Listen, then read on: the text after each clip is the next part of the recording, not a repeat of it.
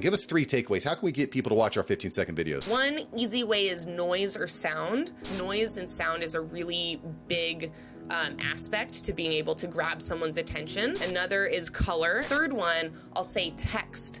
If you ask someone a question right away, they're going to be a bit more likely to hang around because either they want to answer or the question prompts them to think about what is happening next, or like, where is this video going when they started out with the question. Wait till you see what happens at the end, or you won't believe, you know, what happens. Another tip that Travis Chambers shared with me, challenging someone, saying, I'm going to prove to you, by the end of this video, I'm going to prove to you.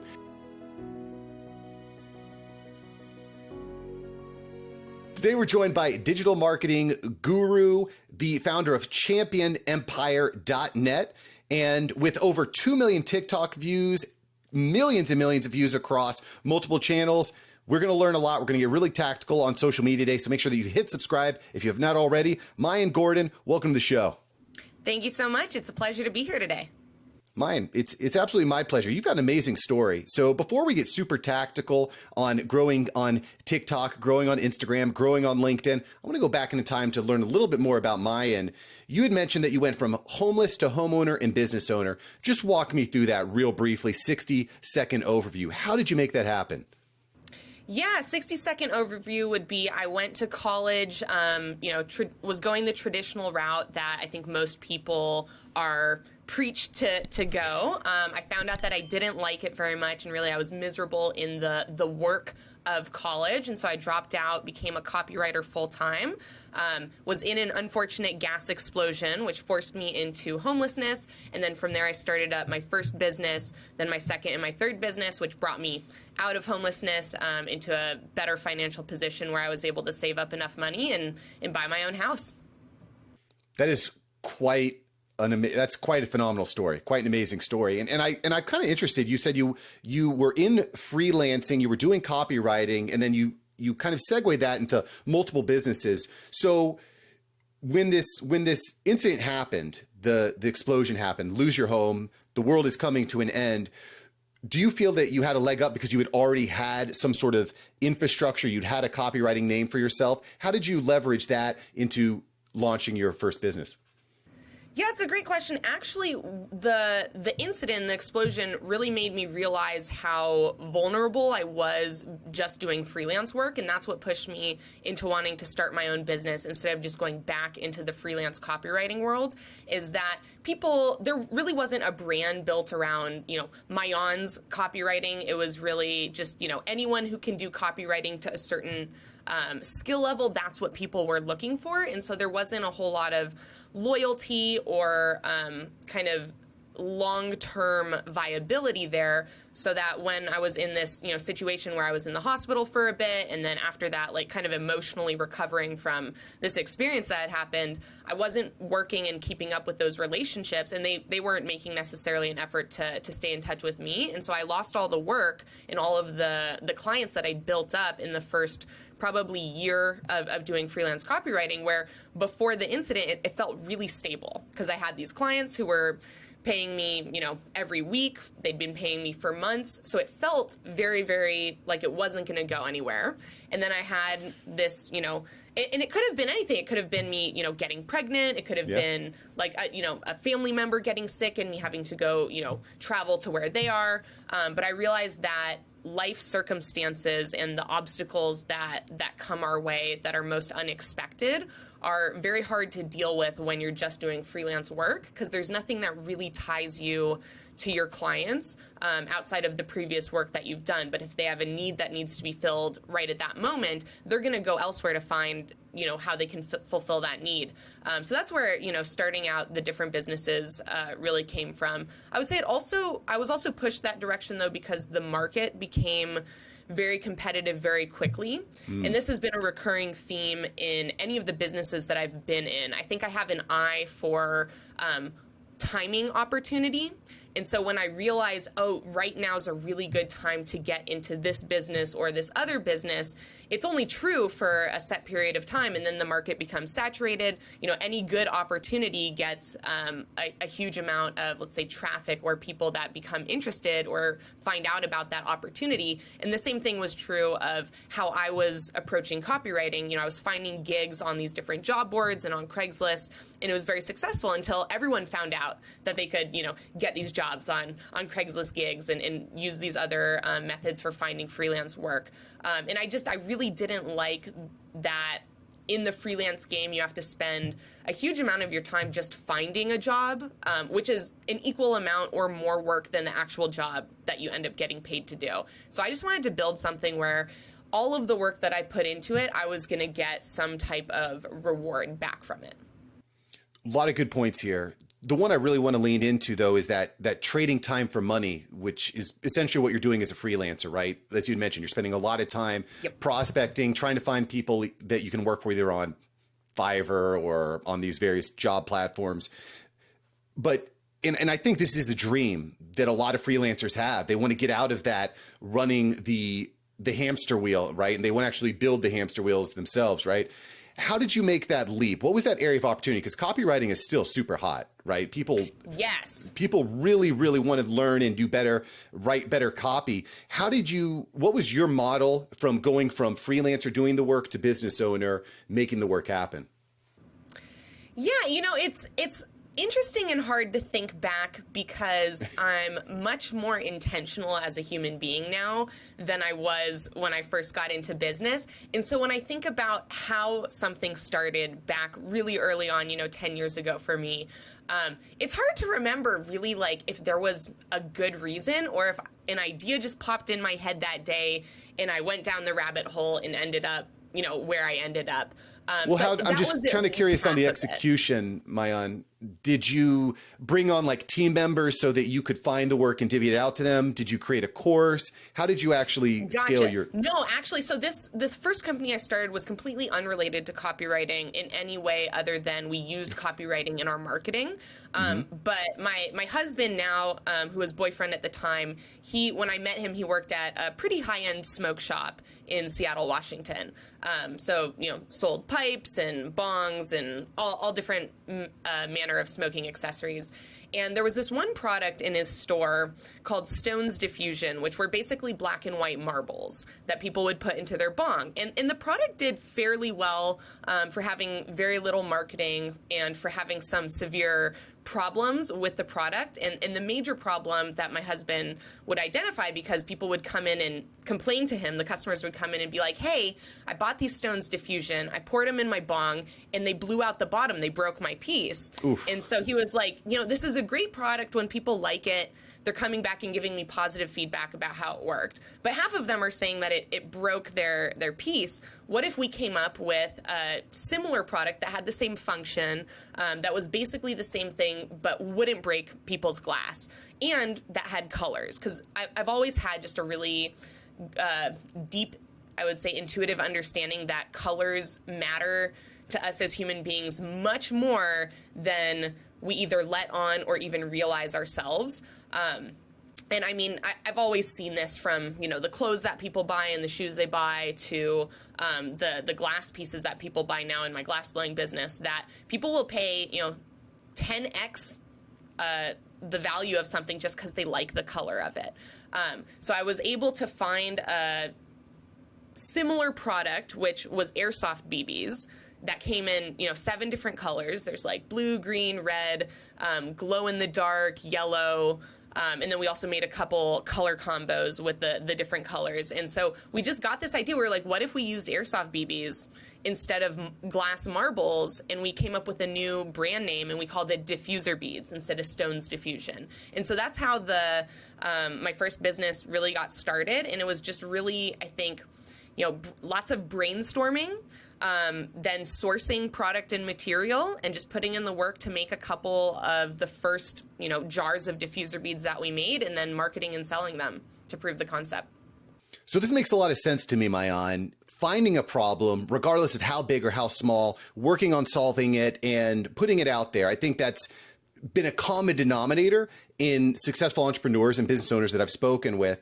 And I want to talk a little bit and kind of segue, fast forward a little bit to what you're working on now, because I mean, quite frankly, I find it remarkably impressive. Over 2 million TikTok followers, almost out of nowhere. So I want to talk a little bit about social media, and let's start with TikTok because you're just having tremendous success there. What made you decide to take the leap into reaching people on TikTok? How did you get started? Yeah, so I got started on TikTok a little over a year ago in late August 2019, for anyone watching this, to give context. And it really was just because growth on Instagram had plateaued, and because all of my previous businesses had been built on the success of our social media efforts, I knew that I had to go find another platform, not necessarily to switch to and to stop being on Instagram, but another one where we could continue to grow and reach new audiences and build our brand. So I went on TikTok, tried posting a couple of the pieces and videos from like my personal glassblowing brand, and those immediately got taken down because they were smoking related. And so I realized right away that TikTok was very, very sensitive to anything that would be content that not a lot not of kid minors friendly, maybe, or a lot of parents would want their kids looking at.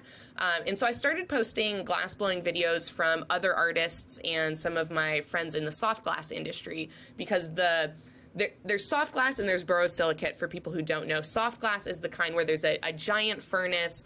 You've got really long metal poles. You're sticking it in the furnace, getting these big gathers of glass. Usually there's multiple people working on a single piece.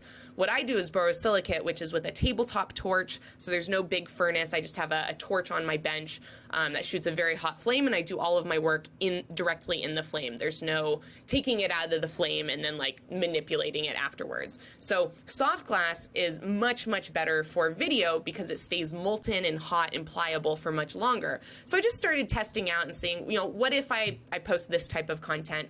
And that's what made it really take off for me right away, is I hit on, I think, a visual aspect that people were really interested in. Also, I was kind of one of the first glassblowers on TikTok, so it was just very new and exciting to the audience that was on the platform, where they'd never really seen glassblowing before. And instead of really thinking about how do I promote like my existing brand and business, I just said, let me tap into this new thing I've discovered. I don't know where it's going to lead, but I can tell it's going to be good because I'm getting millions of views, and that's better than me trying to sell my own products. Let me just see where this goes. So I kind of just rode the wave of momentum that I was able to identify through the algorithm and through testing and analyzing my own posts, and that's how I got here today, pretty much.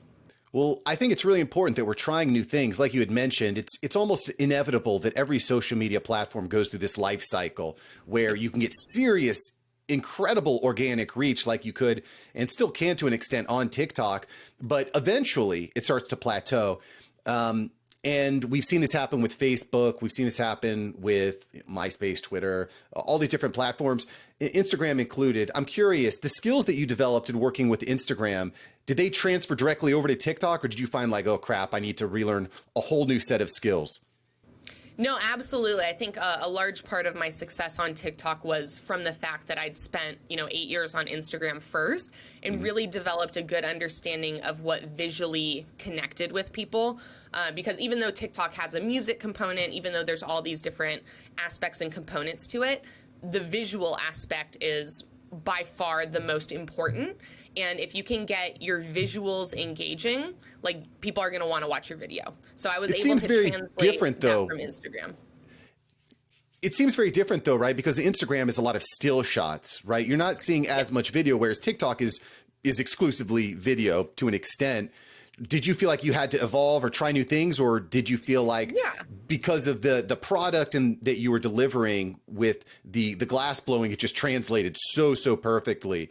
What are your thoughts? Yeah, I mean, it was a bit of both. A lot of the elements from a picture do translate to a video, especially when it comes to glass, and just having to understand how the lighting aspect works in the video and in the picture. So that was very helpful. Also, again, color and color saturation. So it's not just about which colors you're choosing, it's about how saturated those colors are, and how much our eye is gravitating towards any of those colors. And so with video, the extra element there is movement compared to a picture. And so I was just paying attention to, and I had to learn and pay attention about, how are my eyes moving in a video, and what does that mean when I translate that to if I liked the video, if it was engaging, the impact that it had on me. So I was paying attention to little things like that I didn't notice on Instagram. So like eye movement, duration of the video, like how long of a video do I naturally want to pay attention to? When do I start noticing that it's boring, or at least start noticing that there's a time factor in watching the video? And then also, what are the things that would grab my attention at the beginning of the video? So those were all things that I had to experiment with and learn through using TikTok. And I would say I'm much, much better as a marketer today than I was a year ago because of TikTok, and just using the app has allowed me to notice and pay attention to and learn a lot of new factors when it comes to marketing. Really smart. Very, very smart. These 15-second video clips are just catching fire. You're seeing them on every single platform. And that's, I think, a floodgate, if you would, that TikTok has released. All these companies see TikTok having massive success. I mean, LinkedIn adopted stories recently. YouTube, you can do 15-second clips. So let's assume that all the marketers out there are bought in, right? We need to be able to create short form video content to reach new people. The key is the first 3 to 5 seconds, right? How can we hook someone so that they're actually going to sit and watch the whole 15 second? Give us 3 takeaways. How can we get people to watch our 15-second videos? Yeah, I think, one easy way is noise or sound. When we hear something that is not normal or not what we expect, we will pay attention and we will hang around for a little bit longer to see, what was that noise about? Is this the beginning of a song that I know? Why did that sound different? So I think noise and sound is a really big aspect to being able to grab someone's attention. I would say another is color, as I've kind of been talking about a lot. There's certain colors like bright pink, bright orange, red's a great one that's been proven in many, many scenarios. But those kind of bright, unnatural colors, or colors in nature that would normally signify poison or danger, our brain is still close enough evolved to when we lived nomadically and had to survive, in the wild, so to speak, that our brain is going to hang around and look at those colors, and our eyes are going to connect with those colors, even if it's 5 microseconds longer than normal. That's a lot of extra time for our brain to then start processing other aspects of the video, start getting more engaged with it. So I really love the use of color. And then as a third one, I'll say text. People, kind of the same way you would with a LinkedIn post or any other text-based post, if you ask someone a question right away, they're going to be a bit more likely to hang around because either they want to answer, or the question prompts them to think about what is happening next, or like, where is this video going, when they started out with the question. But you can also use really anything else that would catch people's attention or make them want to see what's happening next in this video. And I see that a lot with either people's titles that they'll give to the video, like in the first portion of it, visually with a text piece, or even in the caption. This is a good way to get people to engage with the video, is kind of the process of how you evaluate. Most people evaluate a video is, first you stare at the video. If you don't find something in the video or in the sound that makes you want to keep watching the video right away, then you'll glance down to the caption to see if there's some hidden information there or some context that makes the video make more sense as to why you should be watching it. So that's another great place to get people interested and captivated enough to see what's happening, at the end of the video or in the middle of the video. And another kind of just like purely tactical way I've seen this done is people will say, wait till you see what happens at the end, or you won't believe, what happens. And they'll reference the end of the video so that you're thinking, oh, well, now I got to hang around and at least see what they've baited me to want to see and find out. Yeah, building anticipation, I think, is a really big thing. Another tip that Travis Chambers shared with me, who's he's a guru when it comes to this stuff, was challenging someone, saying, I'm going to prove to you. By the end of this video, I'm going to prove to you. So giving some sort of like, well, you're not going to prove it to me. My feet are dug in, right? Yeah. And people kind of want to disprove you. I also really like the idea of being unexpected with your colors, with your text, with your GIFs, with your audio experiences. But one of the concerns I sometimes have, Maayan, is that I'm making my videos too busy. You know, with 15 seconds, you've got to get a lot of information in there really quickly. Do you ever feel like maybe too much text is too much, or do you try different things? What are your thoughts on that? Yeah, I think with every element, there's probably a sweet spot. I think it's really hard to identify what that is as a human being, where we have all these different, like if we were computers, we could probably run a program and, know exactly what that element is. Or what that sweet spot is. But I think, yes, with anything, there can be too much and there can be too little. I've noticed when you have too much text, people don't have enough time. Like, if really it's just the timing. If you don't let people have enough time to read the text, they'll give up on it and they'll feel like they'll almost be angry at it. They'll be like, I don't like this video because I was kind of interested at first, but then I lost interest when I couldn't satisfy my curiosity or satisfy that itch that the interest created. So I think that's a negative, but having it be too slow can also be a negative, where people read it and now they're feeling like they're waiting for the next portion. And I think that's something really tricky to gauge, and I'm still trying to learn about what that sweet spot is myself, because some people just naturally read faster than other people. And I don't know if the slow reading audience is bigger or the fast reading audience is bigger in my particular following or demographic. I imagine some people have more slow readers. Some people have more fast readers. But that would play into, how long you're giving people time to read the text and how much text you're popping up. Because I wouldn't, like one thing I've seen not be very successful is having 2 or 3 pop-up texts that happen either simultaneously or really in quick succession of each other, because then your eyes feel and your brain feels torn of like, which one am I supposed to read? Which one do I read first? And then by the time you've made the decision and started reading, now it's disappeared and it's on to the next text. And again, it makes you feel frustrated. Well, this is an interesting point, because I'm seeing this type of style executed a lot on TikTok, now on Instagram Reels, a little bit over on LinkedIn, where someone will be dancing to whatever song, and then they start pointing. It'll say at the top, like, 5 tips for entrepreneurship. And it'll be like, get a good night's sleep, be patient, right? And it'll show these pop-ups.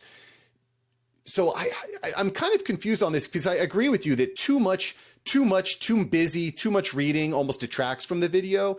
But there's also this thing on TikTok where if you watch through a video once, it just starts to replay the video again, right? So maybe if you, I'm just kind of speculating, but maybe if you overload and certain, I think at the end of the day, trying new things is what matters, right? Because as you keep posting videos, you start to see what works, right? Yeah, and like what you're identifying is a great point. I think this is a really good example, this little discussion right here, of why it is so important to test, is that there's enough factors where you can learn a great deal, but few enough factors where you can actually pick out the reasons as to why things are or are not happening. So in the case that you just described, I would hypothesize the difference between what you described and what I'm talking about is the length of the text. So it's much easier to read 1 or 2 or 3 words very quickly. It's much harder to read a full sentence very quickly. And so when I was talking more about full sentences, because that's naturally the type of content that I create, versus the pointing videos are almost always 1 or 2 words. And so it's much easier to read them quickly. 2, if you miss a word and it starts replaying, you don't feel like you have to put in as much effort to rewatch the video, versus if there's kind of sentence-based text, if the video starts replaying again, my brain goes, oh, I have to do a lot more reading again. I don't actually want to do that. Let me skip to the next video. The third thing I would say as to why those videos might do well is, I think, changing it from a sentence to like a single word gamifies it to where you feel like, oh, I missed one of those words. Let me watch it back through and see if I can catch it. and catch reading it. So I think there's, we were describing the same thing, which is pop-up text, but executed in two completely different ways, which are going to lead to two completely different results. And there's probably, 10 other ways that you can execute on pop-up text on these short videos. So it's like testing out all of these different ones that maybe have similar content, but slightly different styles of video, and then thinking about, okay, are there any patterns here I can notice? Is there reasonably something that's like, can I observe something and then find justifications as to why that would be happening? It's, I think, a really important point. Try new things, make hypotheses, test them, and find what works. I know I've got a particular thumbnail image for my YouTube channel that just every time I use it, it's thousands of views, which is, I use that thumbnail a lot. So I need to take more thumbnails like that. So, just got to keep trying new things. So Maayan, this has been awesome. Really excited to watch everything you're doing at championempire.net grow. But before I let you go, we got to get into the rapid fire. Let's hit a couple questions. You ready? Yes. Cool. What is one business item that everyone should own that costs less than $50? Less than $50, a light ring, let's say. Light ring. Got it. What's your go-to book for 2021? What do you want to read? Something with adventure and mystery, a nonfiction or a fiction book. Fiction? I can dig it. Yeah. What is a must-have subscription in your life right now? Splice. What's Splice? It is a video editing tool on my phone. Ah, I like that. I'm an Adobe Premiere Pro guy, but it's not always easy to use that on the go. Splice. I like that. Maayan, final question for you here. If you had 10 seconds with yourself 10 years ago, what do you say? Work more on loving myself before I try and grow an empire. Maayan said it. I agree with it. Maayan, thanks for coming on the show. Absolutely. Thanks for having me. Thank you so much for watching. I'm glad you enjoyed this episode. I've got several other episodes right here for you. Smash one of these videos to make sure that you don't miss out on the tips, tools, and tactics of industry experts. Let's take that side hustle full time. Smash one of these links.